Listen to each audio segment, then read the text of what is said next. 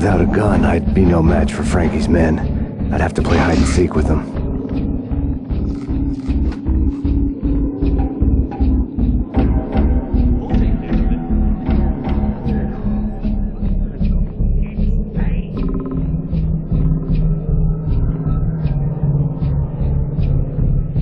What the hell? Hey, what the hell?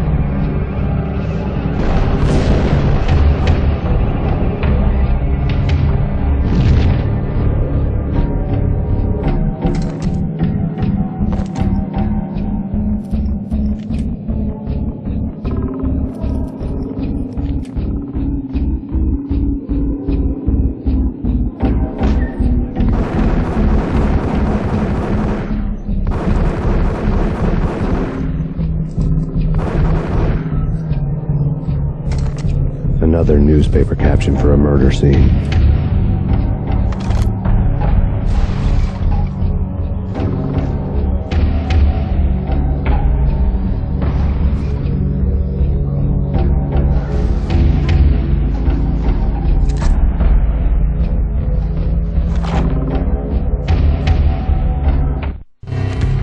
Frankie had left his calling card, a Captain Baseball bat boy strip, next to a sewer passage filled with bodies. You'd better not mess with Captain Baseball, that boy. Even my archenemy, Bicycle Helmet Girl, swoons at the sight of me. Aha! There were enough corpses to put a mass murderer to shame.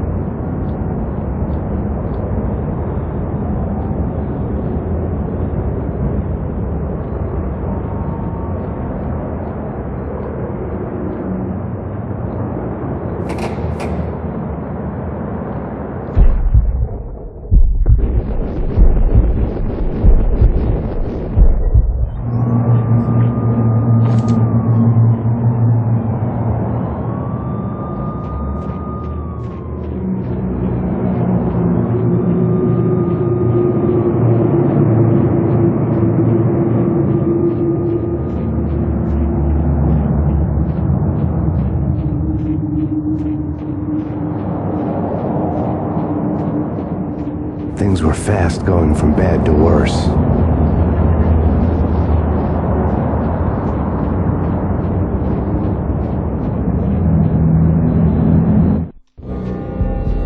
The men in blue had come and gone. They had decorated the place with chalk outlines and tied it together with yellow tape. The cops who had stayed behind were dead. Frankie, his boys, and I had the place all for ourselves.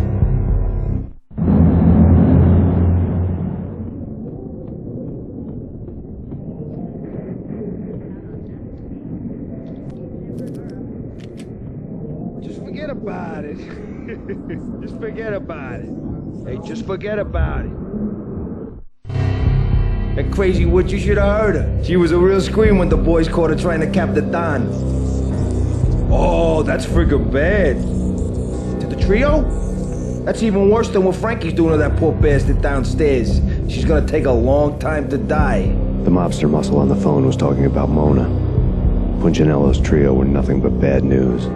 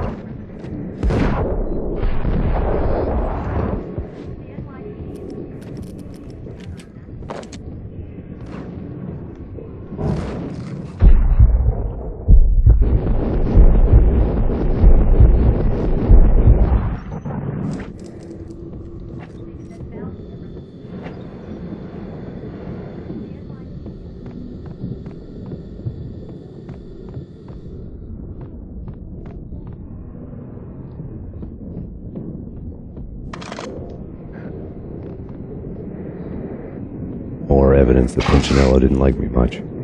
The fact remains that all the victims so far identified in the Ragnarok shooting have been known criminals, many of whom had large doses of V in their blood.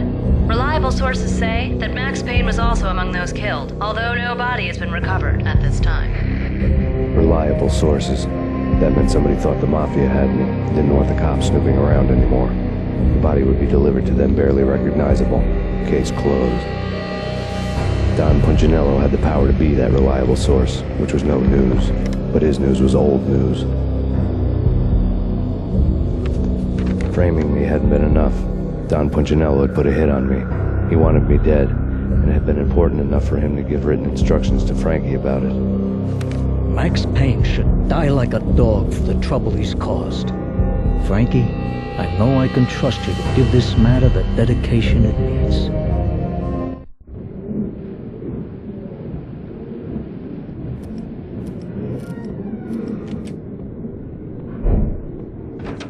What the?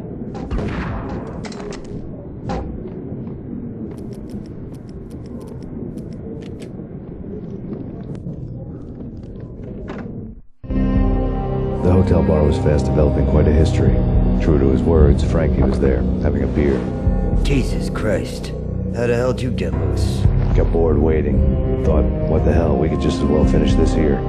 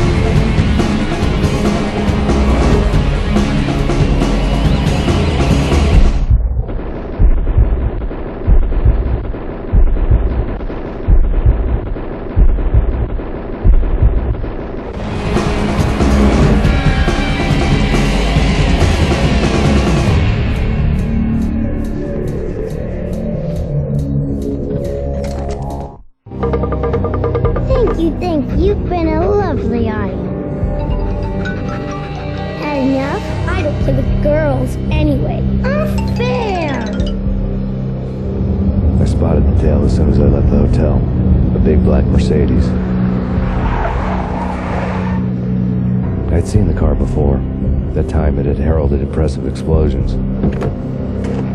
Vladimir was back. Bang. You're dead, Max Payne. I might have laughed if I remembered how. What's this supposed to be? Cops and robbers? Look, you want something with me? Get in line. Peace, man. Relax. You know you are a real news item. Armed and dangerous. I am going to make you an offer you can't refuse. I've always wanted to say that. It's a bum rap. I've been framed. Well, that's a moot point. Whatever you did or did not do, I'm sure you had good reason for doing it. Want to hear me out? I'm listening.